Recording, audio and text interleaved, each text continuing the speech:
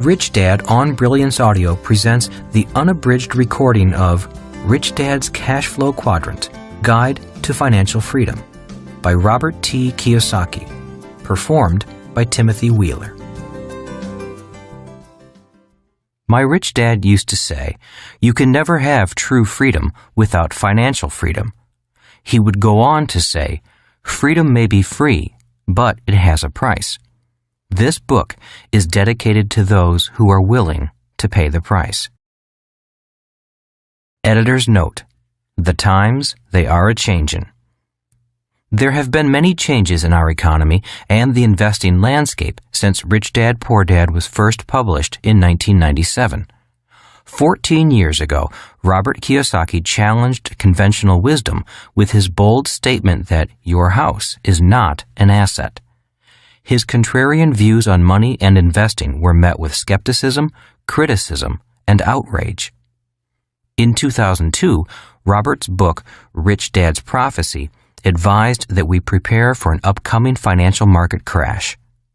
In 2006, Robert joined forces with Donald Trump to write Why We Want You to Be Rich, a book inspired by their concern for the shrinking middle class in America. Robert continues to be a passionate advocate for the importance and power of financial education. Today, in the wake of the subprime fiasco, record home foreclosures, and a global economic meltdown that is still raging, his words seem not only prophetic, but enlightened. Many skeptics have become believers. In preparing the 2011 edition of Rich Dad's Cash Flow Quadrant, Robert realized two things: that his message and teachings have withstood the test of time, and that the investment landscape, the world in which investors operate, has changed dramatically. These changes have affected and will continue to affect those in the I, investor quadrant, and have fueled Robert's decision to update an important section in this book. Chapter 5, The 5 Levels of Investors. Preface: what is your life's goal?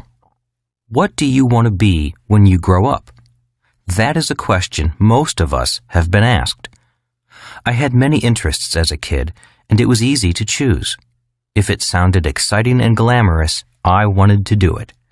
I wanted to be a marine biologist, an astronaut, a marine, a ship's officer, a pilot, and a professional football player. I was fortunate enough to achieve 3 of those goals: a Marine Corps officer, a ship's officer, and a pilot. I knew I did not want to become a teacher, a writer, or an accountant. I did not want to be a teacher because I did not like school. I did not want to be a writer because I failed English twice. And I dropped out of my MBA program because I could not stand accounting. Ironically, now that I have grown up, I have become everything I never wanted to become. Although I dislike school, today I own an education company.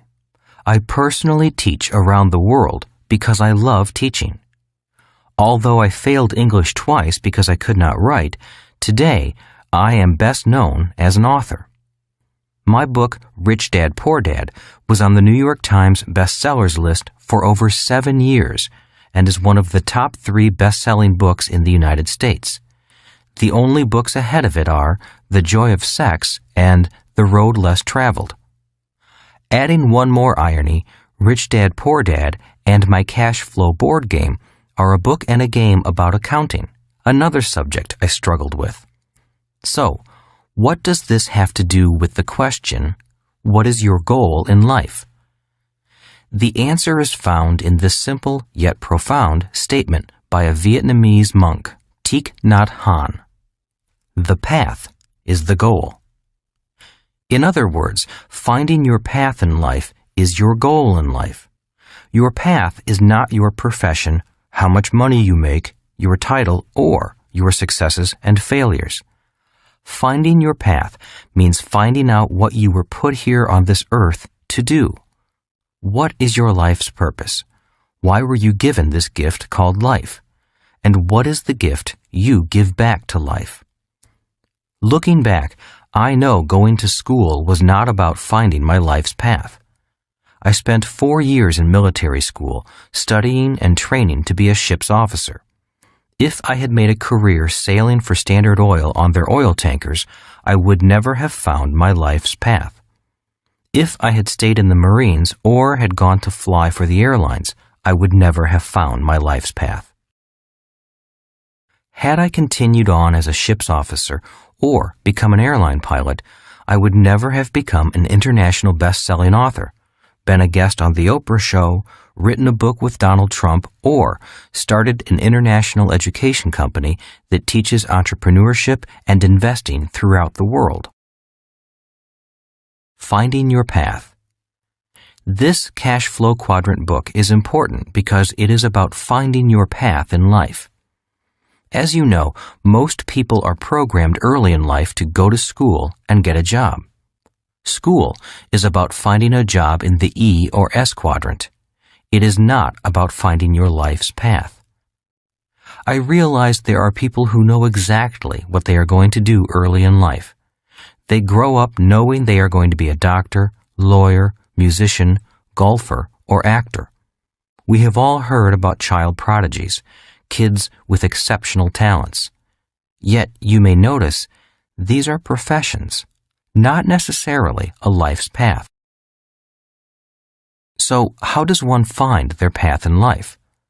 My answer is, I wish I knew. If I could wave my magic wand and your life's path would magically appear, I would.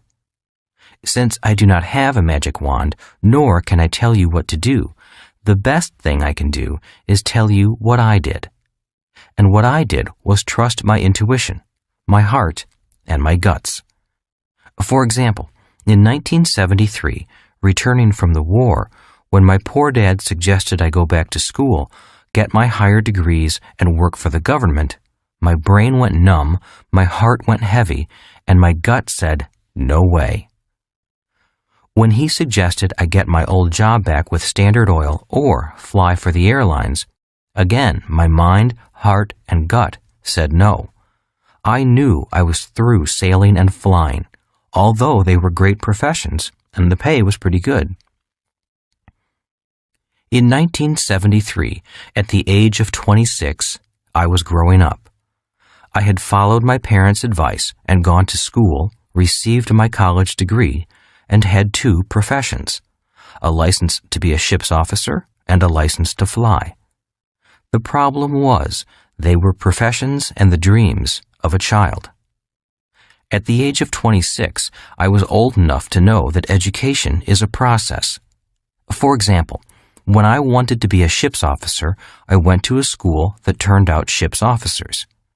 And when I wanted to learn to fly, I went to Navy flight school, a 2-year process that turns non-pilots into pilots. I was cautious about my next educational process. I wanted to know what I was going to become before I started my next educational process.